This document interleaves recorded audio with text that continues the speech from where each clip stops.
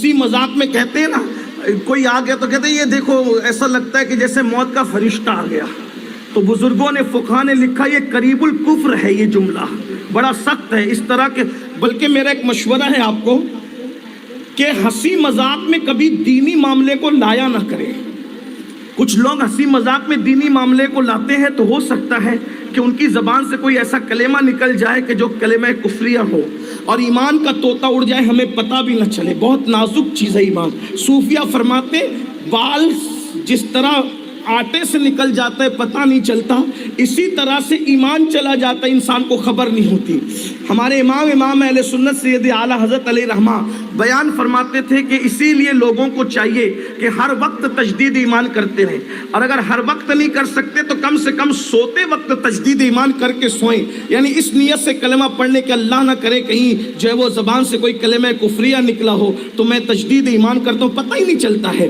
بلکہ کوئی اللہ والا مل جائے تو اس کا ہاتھ پکڑ کر اس سے بھی کہا کرے کہ مجھے تجدید ایمان کروا دیں، تو یہ بڑی سعادت کی بات ہوگی.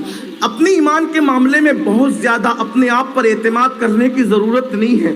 ایمان کس کا چلا جائے گا، کس کا بچ جائے گا، یہ اللہ کی شان ہے. من یہدہ اللہ فلا مضل لہ ومن یضللہ فلا ہادی لہ. اللہ جسے ہدایت دے اسے کوئی گمراہ نہیں کر سکتا، اللہ جسے گمراہ کرے اسے کوئی ہدایت نہیں دے سکتا. ایمان کے معاملے میں ہر وقت ڈرتے رہا کرے. کون ڈرتا تھا ایمان کے معاملے میں؟ سرکار غوث اعظم سیدی شیخ عبد القادر جیلانی روتے تھے اور کہتے تھے جس دن ایمان پر میرا خاتمہ ہوگا وہی دن میرے لیے عید کا دن ہوگا، وہی دن میرے لیے خوشی کا دن ہوگا. اندازہ فرمائے جن کو سردار الاولیاء کہا گیا، سلطان الاولیاء کہا گیا، اللہ اکبر، جن کی شان یہ غیاث الکونین ہے، ہر غوث جس کی بارگاہ میں جھکا ہوا ہے، یہ شان ہے.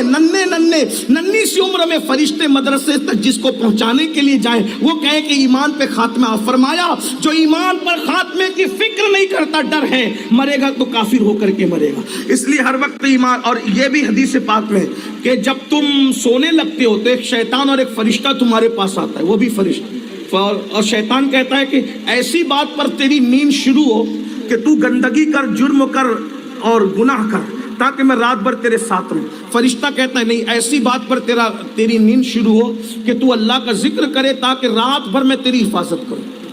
تو جس کے آخری کلمات اللہ کی تسبیح تحلیل کلمہ ہوتے ہیں، درود ہوتے ہیں، فرشتہ موجود رہتا ہے، شیطان بھاگ جاتا ہے اور پوری رات فرشتہ حفاظت کرتے رہتا ہے.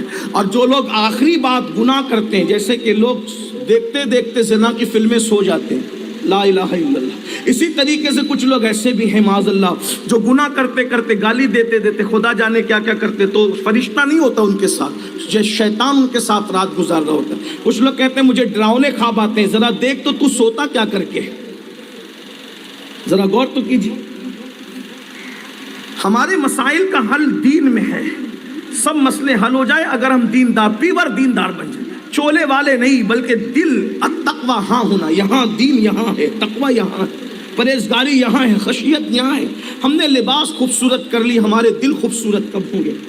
جب ہم دل خوبصورت بنا کر اندر سے دیندار بن جائے تو انشاءاللہ اپنے سب مسئلے حل ہو جائیں گے.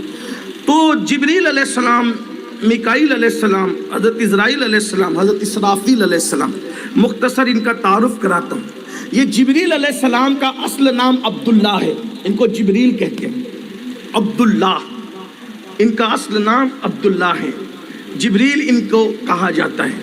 یہ جبریل علیہ السلام کی ذمہ داری ہے، یہ ہواؤں اور لشکروں کے سرکردہ ہیں.